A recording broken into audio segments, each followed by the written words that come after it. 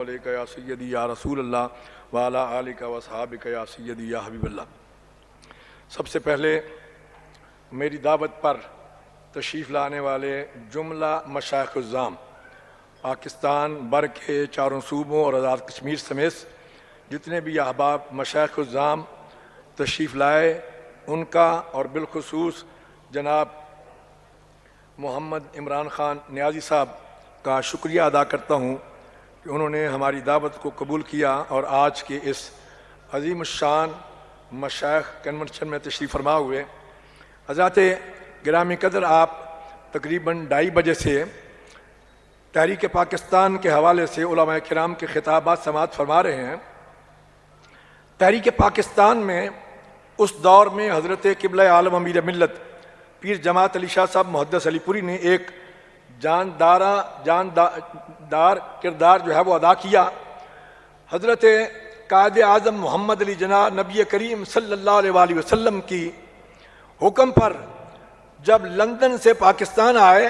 تو کراچی کا اجلاس ہوا۔ کراچی کے اجلاس کے بعد قائد اعظم نے کہا کہ میں جس مقصد کے لیے آیا ہوں مجھے لگتا نہیں ہے کہ وہ مقصد جو ہے وہ آپ سے پورا ہو سکے۔ مجھے یہ بتایا جائے کہ پورے بر صغیر میں کوئی ایک شخصیت ہو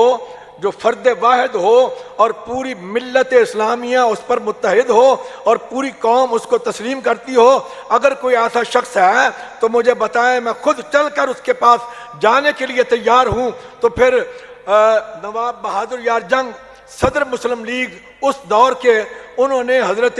پیر جماعت علی شاہ صاحب کا نام پیش کیا اور کشمیریوں کے لیڈر چودھری غلام عباس صاحب انہوں نے اس کو سیکنڈ کیا کہ جناب اس وقت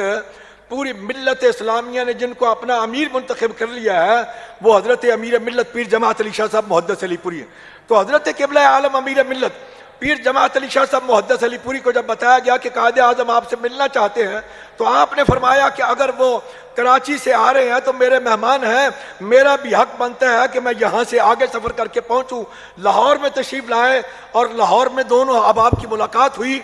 حضرت امیر ملت نے فرمایا کہ قائد اعظم جو کام تم کرنے جا رہے ہو وہ میرا کام تھا، پوری قوم نے مجھے اپنا امیر منتخب کیا۔ میں یہ سمجھتا ہوں میرا بوجھ تمہارے کاندھوں پر آن پڑا ہے، اس لیے میں اپنا فرض منصبی سمجھتا ہوں تمہاری مدد کرنا۔ اب تم آرام سے بیٹھو، میں پورے ملک کا دورہ کرتا ہوں۔ تو حضرت قبلہ عالم امیر ملت پیر جماعت علی شاہ صاحب نے پورے بر صغیر کا دورہ کیا اور قوم کو متحد کیا اور ان کو کہا کہ اس وقت اگر پاکستان بنانا ہے تو اس کے لیے ضروری ہے کہ تم قائد اعظم کے ساتھ ہو جاؤ، مسلم لیگ کے ساتھ ہو جاؤ۔ اور سب سے پہلے آپ نے نعرہ دیا کہ مسلم ہے تو مسلم لیگ میں آ۔ میں اس مسلم لیگ کی بات کر رہا ہوں، آج کی مسلم لیگ کی کسی کی بات نہیں کر رہا۔ اس مسلم لیگ میں حضرت قبلہ عالم نے سب سے پہلے جو جھنڈا ہے پاکستان کا، یہ وہاں آپ نے کشمیر میں جو قائد اعظم کی دعوت کی نشاط باغ سری نگر میں، اس میں قائد اعظم کو جھنڈا دیا اور فرمایا کہ آج کے بعد جہاں بھی آپ نے جانا ہے یہ جھنڈا لے کے جانا ہے اور لوگوں کو بتانا ہے کہ اگر تم اسلام کے جھنڈے کے نیچے آنا چاہتے ہو تو یہ مسلم لیگ کا جھنڈا جو ہمارے ہاتھ میں ہے۔ تو حضرت قبلہ عالم کے اس حکم پر قائد اعظم جہاں بھی جاتے چھوٹے چھوٹے 2 جھنڈے تھے۔ اس کے بعد بنارس سنی کانفرنس، جس کا یہ تسلسل میں سمجھتا ہوں کہ آج کی یہ کانفرنس جو ہے یہ بنارس سنی کانفرنس کا تسلسل ہے۔ بنارس سنی کانفرنس میں 6000 مشائخ الزام اور علماء کرام سٹیج پر موجود ہیں اور 5 سے 7 لاکھ کا اجتماع ہے۔ حضرت امیر ملت کو جب پتہ چلا کہ کچھ لوگ قائد اعظم کو کافر کہتے ہیں، کچھ اس کو مرتد کہتے ہیں، کچھ اس کو یہودیوں اور انگریزوں کا ایجنٹ کہتے ہیں، تو آپ اسٹیج پر پہنچے۔ مولانا نعیم الدین مراد آبادی اس سٹیج سیکرٹری تھے، ناظم اعلیٰ تھے، حضرت امیر ملت صدر تھے۔ تو حضرت قبلہ عالم نے سپیکر لیا اور سب سے پہلے خطاب فرمایا۔ آخری خطاب آپ کا 4 گھنٹے کا ہے جو چھپا ہوا ہے، یہ صرف 4-5 منٹ کا خطاب۔ آپ نے فرمایا لوگوں سن لو، تم قائد اعظم کو کافر کہتے ہو، کوئی اس کو مرتد کہتا ہے، کوئی اس کے جو ہے وہ دین پر آواز اٹھاتا ہے۔ آپ نے فرمایا کہ تم قائد اعظم کو کافر کہتے ہو، میں اس کو اللہ کا ولی کہتا ہوں۔ اور آپ نے فرمایا کہ تم اپنی طرف سے کہتے ہو، میں اللہ کے قرآن سے کہتا ہوں۔ اور آپ نے آیت کریمہ پڑھی، ان الذین آمنوا وعملوا الصالحات سیجعل لهم الرحمن ودا، وہ لوگ جو ایمان لائے، نیک اور اچھے عمل کیے، اللہ تعالیٰ ان کے دلوں میں لوگوں کی محبت ڈال دیتا ہے۔ آپ نے پورے مجمع سے مخاطب ہو کے فرمایا کہ ہے تم میں سے کوئی شخص ایسا جس کے لیے 9 کروڑ مسلمانوں کے دل میں ایسی محبت ہو جو قائد اعظم کے لیے ہے؟ تو سب نے ہاتھ کھڑے کر دیے، انہوں نے کہا کہ نہیں جناب۔ تو آپ نے فرمایا کہ میری بات دوسری بھی سن لو، ہمیں انگریز کے ساتھ ایک مقدمہ تھا، ہم نے اس مقدمے کے لیے قائد اعظم کو منتخب کیا، اس کو کوئی امام نہیں بنایا، اس کو کوئی لیڈر اپنا جناب نکاح خان نہیں مقرر کیا، اور اس سے ہم نے نمازیں نہیں پڑھانی، اس سے کوئی دین کے مسئلے نہیں پوچھنے، لیکن جس دشمن کے ساتھ ہمارا اس وقت مقابلہ ہے اس کے لیے قائد اعظم سے بہتر کوئی شخص نہیں ہے، اور میں نے قائد اعظم کو اپنا وکیل مقرر کیا ہے۔ اسی طرح میں یہ سمجھتا ہوں کہ آج کے دور میں، چونکہ وہ تحریک پاکستان کا دور تھا اور آج تکمیل پاکستان کا دور ہے، اور میں یہ سمجھتا ہوں آج تکمیل پاکستان کے لیے جناب محمد عمران خان نیازی جو کردار ادا کر رہے ہیں، اور انہوں نے ریاست مدینہ کا جو اعلان کیا، وہ اس کی طرف جو سفر شروع کیا، اس کے بارے میں صاحبزادہ حمد رضا خان صاحب نے چند باتوں کا ذکر کر دیا کہ اسلام فوبیا کے متعلق، اور میں پوری قوم کو اور پوری ملت اسلامیہ کو یہ بات بتانا چاہتا ہوں کہ بھائی جس شخص نے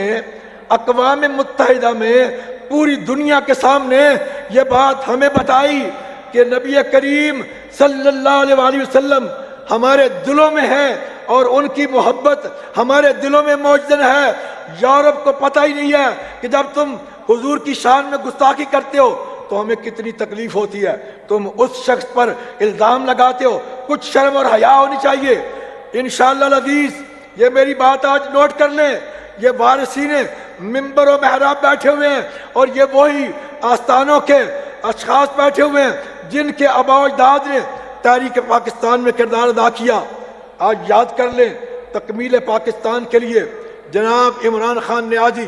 وہی کردار ادا کرنے جا رہے ہیں، اور انشاءاللہ العزیز میں نے خان صاحب کو 5 مہینے پہلے ایک خط دے دیا تھا کہ اللہ نے آپ کو چن لیا ہے اس مقصد کے لیے، اور وہ مقصد آپ سے ہی پورا ہونا ہے۔ دنیا بے شک جو مرضی کر لے، ادھر کا ادھر ہوتا رہے، لیکن آئندہ آنے والے وزیر اعظم عمران خان نیازی ہیں، اور ان سے اللہ نے جو کام لینے ہیں وہ ان سے ہی لینے ہیں انشاءاللہ العزیز۔ مجھے چونکہ موقع نہیں ملتا، میں ان کو لیٹر لکھ کے بھیجتے رہتا ہوں، کچھ پیغامات مدینہ منورہ سے ملتے رہتے ہیں جو میں پہنچانے کی کوشش کرتے رہتا ہوں۔ خان صاحب، یہ مشائخ الزام کا عظیم جمع غفیر پورے پاکستان سے یہ تشریف لائے ہوئے مشائخ الزام، ان کا آپ سے مطالبہ ہے اور دعائیں بھی آپ کے ساتھ ہیں کہ جب آپ دوبارہ وزیر اعظم منتخب ہو جائیں، اور انشاءاللہ العزیز منتخب ہوں گے اور پوری قوت اور طاقت کے ساتھ منتخب ہوں گے، پھر آپ کے راستے میں کوئی چیز رکاوٹ اور حائل نہیں ہوگی۔ ان کا یہ مطالبہ ہے کہ پاکستان کا مطلب کیا، لا الہ الا اللہ، دستور ریاست کیا، محمد الرسول اللہ۔ ان کا مطالبہ یہ ہے کہ یہ دستور ریاست جو ہے، نظام مصطفیٰ کا نفاذ جو ہے وہ لازمی ہے، اور اللہ نے شاید آپ سے وہ کام لینا ہے، اس لیے اللہ نے آپ کو دوبارہ منتخب کیا۔ اور جناب میں یہ بھی عرض کرنا چاہتا ہوں کہ اس وقت جو مختلف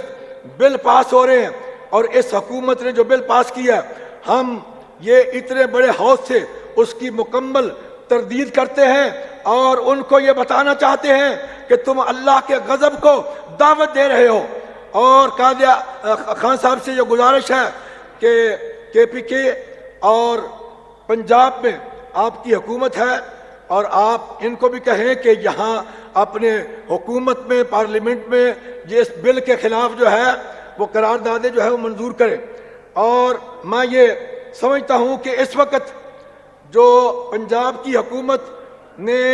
ختم نبوت کے حوالے سے جو کردار پہلے بھی ادا کیا ہے، اور اب بھی جو کردار ادا کیا جا رہا ہے، میں یہ سمجھتا ہوں کہ اس کے پیچھے خان صاحب کا ہاتھ ہے، اور خان صاحب کی وجہ سے آج ختم نبوت کے حوالے سے ان کی جو مساجد ہیں ان پر لکھ دیا گیا ہے۔ حضرات گرامی قدر، مشائخ الزام چونکہ پاکستان کی نظریاتی سرحدوں کی حفاظت مشائخ الزام کا حصہ ہے، اس کے وارث وہ ہیں، اور پاکستان کی ملکی سرحدوں کی حفاظت پاکستان کی مسلح فورسز جو ہیں وہ کر رہی ہیں، وہ ان کا حصہ ہے۔ اس لیے جناب ختم نبوت کے حوالے سے بھی جو خان صاحب کا کردار ہے وہ اظہر من الشمس ہے۔ اس لیے حضرات گرامی قدر، میں خان صاحب کو بار دیگر مبارکباد بھی پیش کرتا ہوں کہ جس طریقے سے انہوں نے پاکستان کا مقدمہ لڑا ہے، اور انشاءاللہ العزیز ان قریب وہ وقت آنے والا ہے کہ خان صاحب سے اللہ نے یہ کام لینا ہے۔ اللہ تعالیٰ میرا آپ کا حامی ناصر ہو۔ میں ایک مرتبہ پھر آپ تمام احباب، مشائخ الزام، علماء کرام اور بالخصوص خان صاحب اور ان کی جملہ ٹیم کا شکریہ ادا کرتا ہوں کہ جو ہماری دعوت پر تشریف لائے۔